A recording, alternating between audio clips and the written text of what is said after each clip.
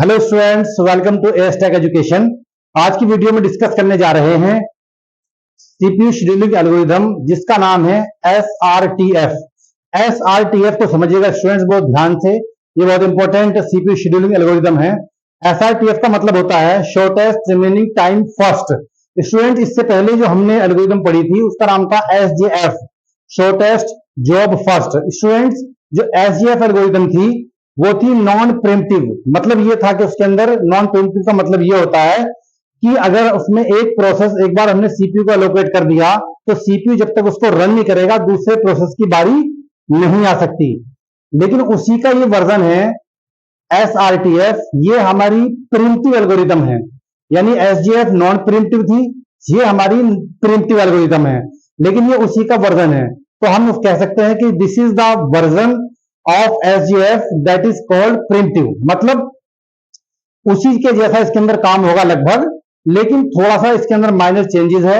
इसमें हम प्रिम्प्टिव का यूज कर सकते हैं, प्रिम्प्टिव कॉन्सेप्ट का यूज कर सकते हैं, जिससे कि हमारा रिस्पॉन्स टाइम और हमारा वेटिंग टाइम थोड़ा सा और कम हो जाए उसके मुकाबले में। अब इसकी वर्किंग क्या है, इसमें काम कैसे होता है, ये अब हम लोग ध्यान से देखेंगे। थोड़ा सा लॉजिक है इसके अंदर, ध्यान से समझेंगे तो समझ में आ जाएगी। देखिए, इसको समझाने के लिए मैंने एक एग्जांपल लिया हूं। मैंने 5 टाइप के प्रोसेस लिए हुए हैं, P1, P2, P3, P4, P5, P6। छह प्रोसेस मैंने इसके अंदर लिए हैं, और 6 प्रोसेस स्टूडेंट्स ध्यान से देखिएगा आप, 0, 1, 2, 3, 4, 5। ये मैंने 80 लिया है। 80 का मतलब होता है अराइवल टाइम, यानी किस टाइम पर ये हमारे रेडी क्यू के अंदर प्रोसेसेस आएंगे। ठीक है, हर एक एल्गोरिथम के अंदर हम ये कर रहे थे, अराइवल टाइम ले रहे थे, और हम ले रहे थे आपका उसका बीटी टाइम, यानी कितने टाइम में वो कंप्लीट होगा या सीपीयू कितने देर तक उसको चलाएगा, उसे बोलते हैं बर्स्ट टाइम। देखिए ध्यान से, बीटी हमने ले लिया 8, 4, 2, 1, 3, 2। अब इसकी बुनियाद पर हम क्या करेंगे, बेसिकली हम एक जैन चार्ट बना लेते हैं। उस जैन चार्ट में हम देखेंगे कि कौन सा प्रोसेस किस तरह से रेडी के अंदर एंटर कर रहा है, और हम कब किस प्रोसेस को कितनी देर के लिए चलाएंगे, प्लस कब हम उसको प्रीएम्प्ट करेंगे, यानी हम उसको रोक देंगे। रोक करके हम दूसरे प्रोसेस को सीपीयू को असाइन कर देंगे और फिर सीपीयू उसको रन करेगा। तो ये हमारी इस तरह से प्रिम्प्टिव एल्गोरिथम है। इसके अंदर हम देखते हैं प्रोसेसेस का आना और उनका एग्जीक्यूशन, और उनको प्रिंट करके फिर वापस रेडी के अंदर लगाना। ये सब कैसे इसके अंदर होता है, ये हमको ध्यान से देखना पड़ेगा सर। स्टूडेंट्स देखिएगा, इसके लिए हम क्या करते हैं, एक जैन चार्ट बना लेते हैं। जैन चार्ट से हमको पता लग जाता है कि हम किस तरह से इसके अंदर काम कर रहे हैं। ध्यान से देखिएगा, ये मैंने एक जैन चार्ट बना लिया है, थोड़ा बड़ा सा ले लेते हैं, जिससे कि हमें पता लग जाए कि किस तरह से हमारी प्रोसेसेस हमारे रेडी के अंदर आते हैं। तो ध्यान से देखिएगा स्टूडेंट्स, उसमें भी हम मिनिमम बर्स्ट टाइम का यूज कर रहे थे, और यहां पर भी हम मिनिमम बर्स्ट टाइम का ही यूज करेंगे, लेकिन उसमें और इसमें थोड़ा सा डिफरेंस है, वो अब हम देखेंगे धीरे धीरे क्या फर्क है।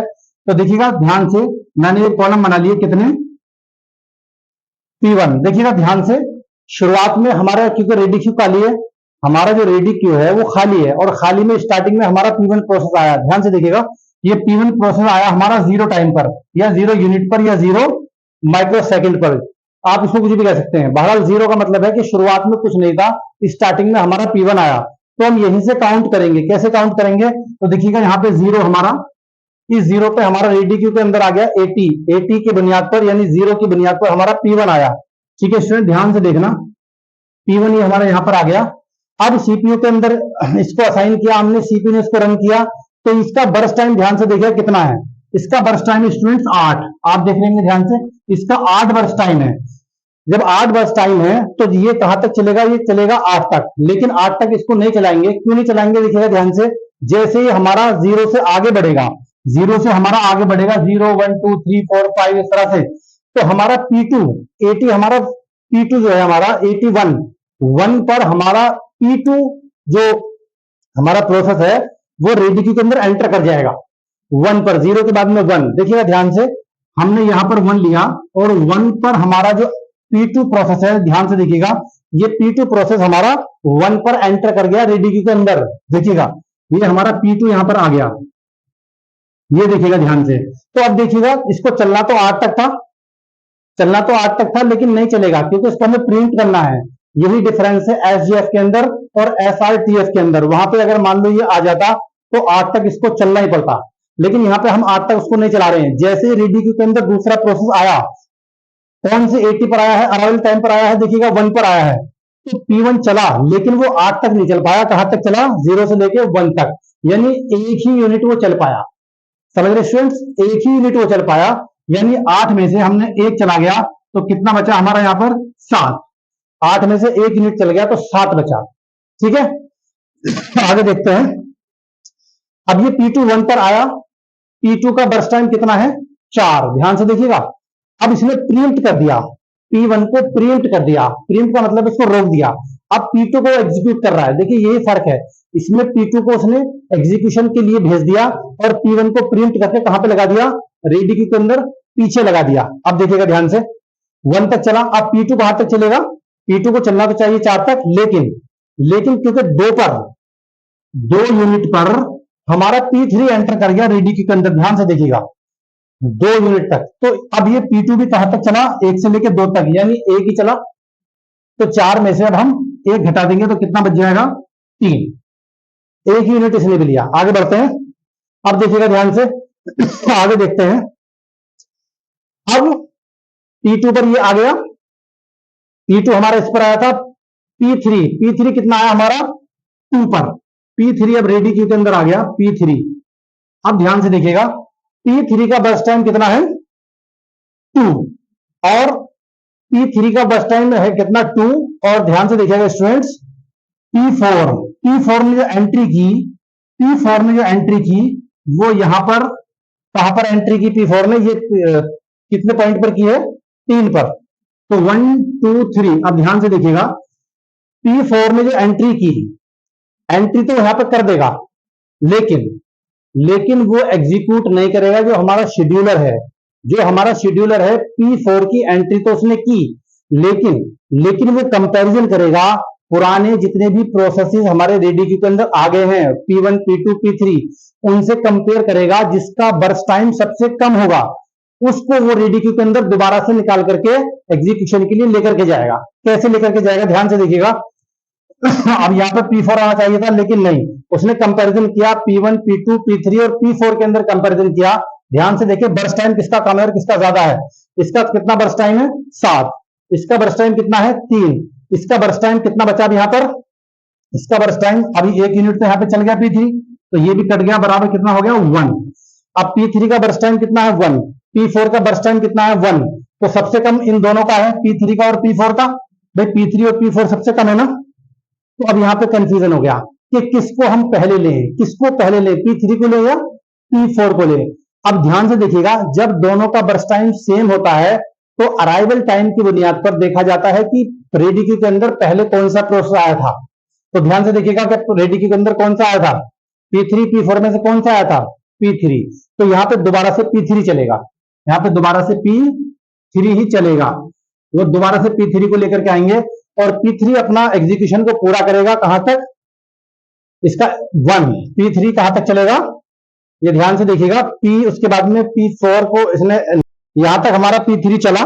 ठीक है, अब P3 हमारा कंप्लीट हो चुका है। देखिएगा ध्यान से, P3 ने पूरा उसका एग्जीक्यूशन अपना पूरा बर्स्ट टाइम ले लिया है। जब P3 कंप्लीट हो गया तो इसके बाद में बारी किसकी आती है? इसके बाद में बारी आती है P4 की। तो P4 यहां पे आ जाएगा, P4। और P4 ध्यान से देखिएगा, P4 का एग्जीक्यूशन टाइम कितना है, यानी बर्स्ट टाइम कितना है P4 का? 1। तो 1 यूनिट ये यहां और चलेगा आगे, यानी 4 से और 5 तक। ध्यान से देखिएगा, 4 से 5 तक चला और ये P4 भी यहां से एग्जीक्यूट हो गया, क्योंकि उसने भी अपना पूरा कंप्लीशन टाइम ले लिया, यानी बर्स्ट टाइम ले लिया। इसके बाद देखिएगा ध्यान से, इसके बाद आ गया 5 नंबर पर कौन सा प्रोसेस आया? 5 नंबर पर जो प्रोसेस आया हमारा, ध्यान से देखें, 5 नंबर प्रोसेस आया हमारा P6। यहां पे हमारा P6 आया, ये देखिएगा P6। अब P6 को हम चलाएंगे। 5 नंबर पर हमारा P6 आया और P6 आने के बाद में उसका बर्स्ट टाइम कितना है? 2। अब यहां से ध्यान से देखें आप बिल्कुल स्टूडेंट, रेडी क्यू के अंदर अब इस वक्त में सारे के सारे प्रोसेस आ चुके हैं। अब तक हमने क्या किया? सारे प्रोसेस को उसके बर्स्ट टाइम की बुनियाद पर लेकर के आए। लेकिन अब जब सारे प्रोसेस आ चुके हैं, अब यहां से फंडा शुरू होगा, यहां से लॉजिक शुरू होगा SJF वाला, यानी वही जो SJF के अंदर हम लोग फंडा यूज कर रहे थे, लॉजिक यूज कर रहे थे। अब यहां से वो लॉजिक शुरू हो जाएगा, यानी जिसका जितना burst time, minimum burst time होगा, वो उतना ही ज्यादा चलेगा। मतलब ये कि अब इसको यहां से आगे आप प्रिंट नहीं कर सकते। अब ये नॉन प्रिंटिव वाला कॉन्सेप्ट यहां से शुरू हो चुका है। यहां से ध्यान रखेगा, जब तक रेडी क्यू के अंदर सारे के सारे प्रोसेस नहीं आ जाते तब तक तो हम इस तरह के लॉजिक को अप्लाई करते हैं। लेकिन जैसे ही सारे प्रोसेसेस हमारे इसके अंदर आ जाते हैं, हमारे लॉजिक सारे के सारे प्रोसेस हमारे यहां आ जाते हैं, देखिएगा 0 1 2 3 4 5 यानी 5 अराइवल टाइम तक हमारे प्रोसेसेस इसके अंदर आ चुके हैं। अब आगे देखते हैं, यहां से जो लॉजिक शुरू होगा वो लॉजिक शुरू होगा मिनिमम बर्स्ट टाइम वाला। जिसका मिनिमम बर्स्ट टाइम होगा अब उसको प्रिंट नहीं कर सकते, अब वो पूरा एग्जीक्यूशन होगा, कंप्लीट एग्जीक्यूशन होगा। कैसे होगा ध्यान से देखें। अब देखिएगा यहां पे हम कंपैरिजन करते हैं सारे बर्स्ट टाइम का। देखो P1 P2 P3, P3 तो यहां से एग्जीक्यूट हो चुका है, P4 भी यहां से एग्जीक्यूट हो चुका है, ये दोनों तो हो चुके हैं। ध्यान से देखिएगा, ये भी हमारा एग्जीक्यूट हो गया, ये भी हमारा एग्जीक्यूट हो गया। इनसे तो हमारा कोई मतलब नहीं है। अब आगे देखते हैं 7 3 3 और 2। अब मिनिमम बर्स्ट टाइम किसका है? मिनिमम बर्स्ट टाइम है आपका P6 का, यानी ये 2। इसका भी 7 है, इसका 3 है, और इसका 3 है, और इसका 2 है, तो मिनिमम इसका हुआ। तो अब ये एग्जीक्यूशन चलेगा पूरा का पूरा, यानी 2 का 2 आपका बर्स्ट टाइम ये कंप्लीट करेगा, यानी 5 से लेके यहां तक चलेगा 7 तक। ठीक है ना, इसमें +2 कर देंगे हम यहां पर तभी जाकर 7 बनेगा। ठीक है, और ये भी हमारा एग्जीक्यूट हो गया, ये भी हमारे रेडी से बाहर निकल गया। इसके बाद देखते हैं, इसके बाद कौन कौन से हमारे पास बचते हैं। हमारे पास बचते हैं P1 P2 और हमारा P5। अब P1 P2 और P5 में से कौन से का बर्स्ट टाइम मिनिमम है, ये आप ध्यान से देखो। किसका मिनिमम है देखो ध्यान से, 7 3 और इसका 5, इसका भी 3 है। देखो फिर यहाँ पे कंपैरिजन हो रहा है, दोनों बराबर है। जब दोनों बराबर है तो फिर हम देखेंगे अराइवल टाइम, यानी पहले कौन सा आया था। कौन सा आया था पहले? पहले आया था हमारा P2, तो हम यहां पे लिखेंगे P2। ठीक है, यहां हमारा P2 लिखेंगे, और P2 का अराइवल टाइम, इसका जो हमारा बर्स्ट टाइम है वो कितना है? 3। अब ये 3 साइकिल पूरी कंप्लीट करेगा। कैसे?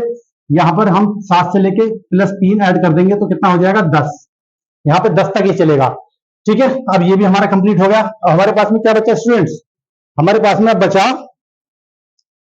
P1 और P5। देखो ध्यान से यहां पे देखिएगा, P1 बचा और P5 बचा, दोनों में बर्स्ट टाइम किसका कम है?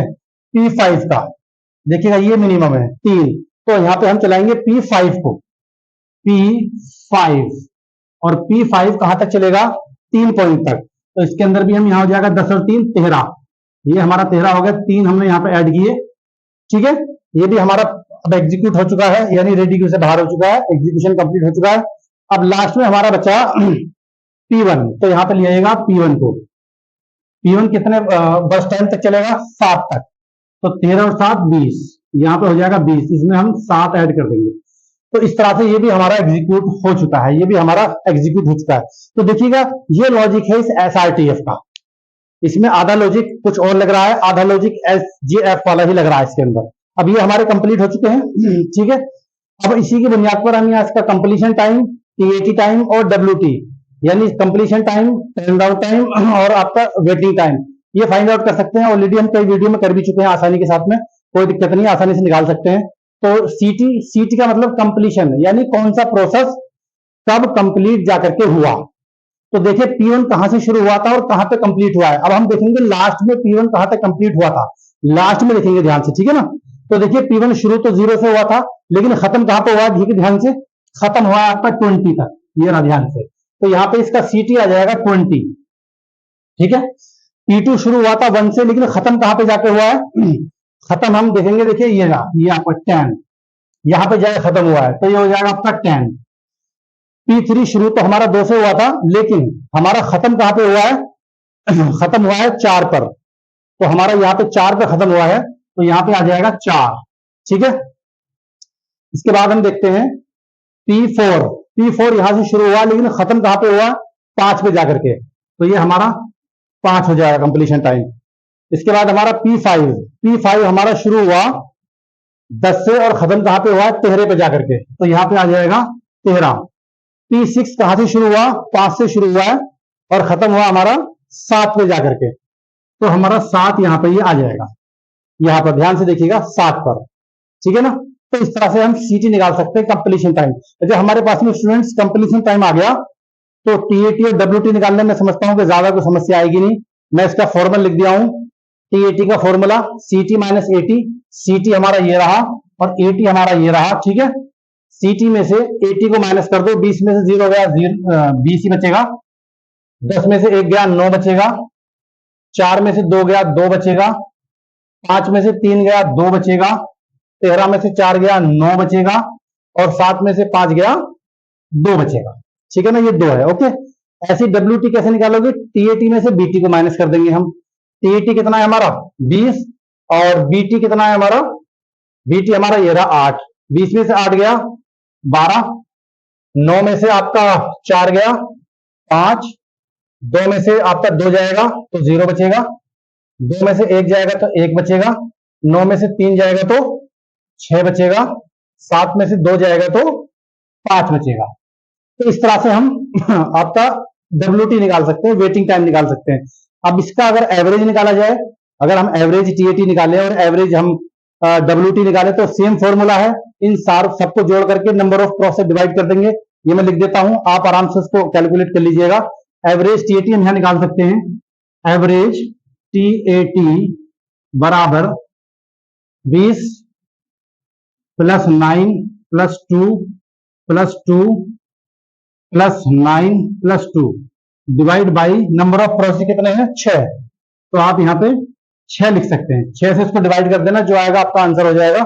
ऐसे ही WT को हम निकाल सकते हैं, average WT is equals to 12 plus 5 plus 0 plus 1 plus 6 plus 5 upon 6, इसको आप कैलकुलेट कर लीजिएगा, आंसर आपका आ जाएगा, ठीक है ना। लॉजिक को समझना जरूरी है, कंसेप्ट को समझना जरूरी है, कैलकुलेशन तो आसानी से हो जाती है। आशा करता हूं कि ये SRTF आपकी समझ में आ गई होगी कि किस तरह से इसके लॉजिक पे काम होता है। अगर आपकी समझ में आ गई है तो स्टूडेंट्स प्लीज चैनल को जरूर सब्सक्राइब कर लीजिएगा और वीडियो को लाइक कीजिएगा, शेयर कीजिएगा। फिर भी अगर कंफ्यूजन आपको लगता है कि हाँ यहाँ पे कोई चीज छूट गई है तो स्टूडेंट्स आप कमेंट जरूर कीजिएगा, कमेंट में मुझे बताइएगा, मैं इसमें और सुधार करने की कोशिश करूंगा। धन्यवाद।